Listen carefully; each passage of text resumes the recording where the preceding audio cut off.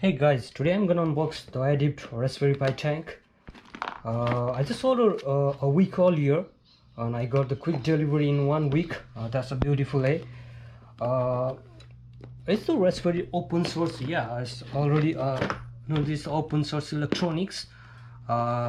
It's very good for the robotics beginner who want to learn about the robotics. Yep.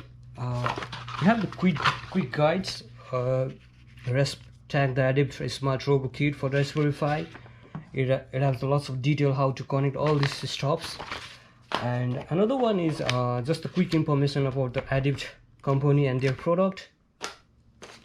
Oh yeah, and that's a feedback for the feedback. Yeah, there are lots of stuff over here. This is the ultrasonic sensor. This is the module for tank. There are lots of connection over here. Some sensors. Yeah, and two servo motor to control the wheel. Yeah, it's nice. Two robot to move the claws, and another one servo motor, the small one. Yeah, it's good. Yeah. Another servo motor and some cables. Yeah, some cables and the tie, and this the battery holder. I think it have the 3.7. Yeah, 3.7 battery. It's cool. I don't know what is this. Let me check once. Oh yeah, this is the Raspberry Pi camera. Oh, good. Hey. Yeah. This is the wheel for the tank, and another servo motor. Hey, lots of stuff to connect all the nuts and bolts.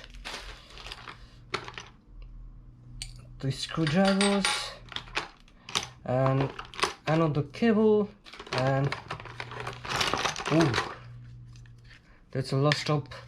I think this is the plexiglass, and I have to connect all these stops. Everything is disassembled over here. You can see. I don't know how to connect all these stops. I need to check the quick video, and yeah, everything is 3D printed. I hope. See all these stops. Yeah, all these stops gonna be, when it's complete, it's gonna be look like this. Yeah.